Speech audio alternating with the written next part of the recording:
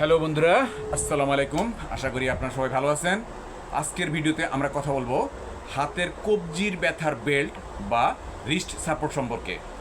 Wrist support বা হাতের কবজির ব্যথার বেল্ট হলো এমন একটি বেল্ট বা স্প্লিন্ট যা হাতের কবজিকে সাপোর্ট দেয়, হাতের কবজির অতিরিক্ত নড়াচড়া কমায় এবং ব্যথা বা ইনফ্ল্যামেশন কমাতে সাহায্য করে।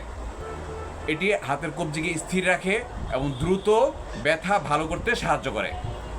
আর বন্ধুরা, আপনাদেরকে হাতের কবজির ব্যথার বেল্ট দেখাচ্ছি। দেখুন, এটা হচ্ছে হাতের কবজির ব্যথার বেল্ট। দেখেন, এটা হচ্ছে টাইনিক্স কোম্পানি। এখানে দুইটা প্যাকেট আছে হাতের কবজির ব্যথার বেল্ট। আমি একটা প্যাকেট খুলি এবং আপনাদেরকে আমি হাতে পরিয়ে দেখাচ্ছি, হাতের কবজিতে পরিয়ে দেখাচ্ছি।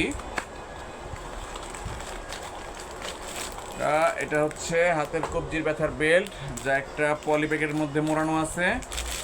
এটা হচ্ছে সেই হাতের কবজির ব্যথার বেল্ট। তো এটা একটু আমি হাতে পরি, দেখি। ওটাকে খুললাম।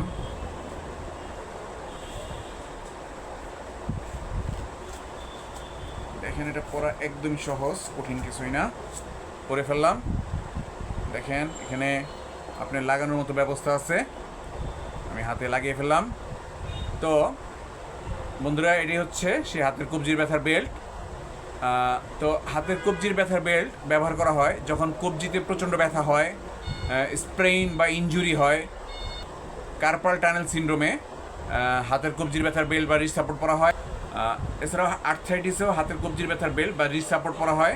যারা বেশি মোবাইল বা কম্পিউটার ব্যবহার করে তাদেরও অনেক সময় হাতের কবজিতে ব্যথা হয়, তখনও তাদের এই রিস্ট সাপোর্ট বা হাতের কবজির ব্যথার বেল্ট পরতে হয়। এছাড়াও অনেক সময় ডাক্তাররা রাতের বেলায় রিস্ট সাপোর্ট বা হাতের কবজির ব্যথার বেল্ট ব্যবহার করতে বলেন। এতে চাপ কমে এবং ব্যথা কমে যায়। তো এবার আসুন আমরা জেনে নিই যে হাতের কবজির ব্যথার বেল্ট কীভাবে কাজ করে। এটা হাতের কবজিকে সোজা করে রাখে, চাপ ও নড়াচড়া কমায়, শরীরের তাপ ধরে রেখে ব্যথা কমাতে সাহায্য করে। আর এটা কিভাবে ব্যবহার করবেন, এটা আক্রান্ত হাতে পরে রাখবেন, হাতের কবজিতে খুব টাইট বা ঢিলা নয় এমনভাবে। দিনে বা রাতে ব্যবহার করা যায়। বেশি ব্যথা হলে রাতে ব্যবহার বেশ উপকার দিবে। আর একটা খুব গুরুত্বপূর্ণ সতর্কতা আছে হাতের কবজির ব্যথার বেল্ট বা রিস্ট সাপোর্ট পরার ব্যাপারে। সেটা হচ্ছে খুব বেশি সময় টানা ব্যবহার করবেন না। হাত অবশ থাকলে খুলে ফেলুন। দীর্ঘদিন ব্যথা থাকলে হাতের কবজির ব্যথার বেল্ট বা রিস্ট সাপোর্টের উপরে নির্ভর করবেন না, অবশ্যই ডাক্তার দেখাবেন। আরেকটা ব্যাপার হচ্ছে, এটা পরার সময় বা এটা কেনার সময় সাইজ একটা গুরুত্বপূর্ণ বিষয়। আপনি কেনার সময় অবশ্যই সাইজ দেখে কিনবেন। এটার বিভিন্ন সাইজ আছে, S size, M size, L size, XL ইত্যাদি।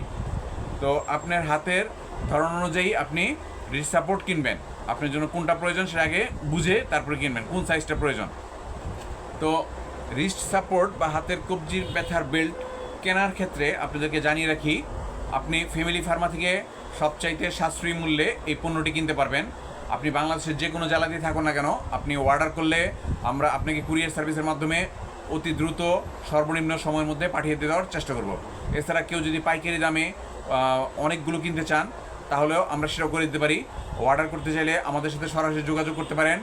আমাদের ভিডিওর স্ক্রিনে দেখেন, এই ভিডিওর স্ক্রিনে মোবাইল নাম্বার, হোয়াটসঅ্যাপ নাম্বার দেওয়া আছে।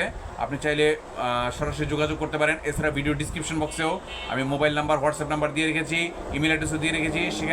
সেখান থেকেও আপনি আমাদের সাথে সরাসরি যোগাযোগ করতে পারবেন। আশা করি আজকের ভিডিও থেকে হাতের কবজির ব্যথার বেল্ট বা রিস্ট সাপোর্ট সম্পর্কে গুরুত্বপূর্ণ তথ্য আপনি জানতে পেরেছেন।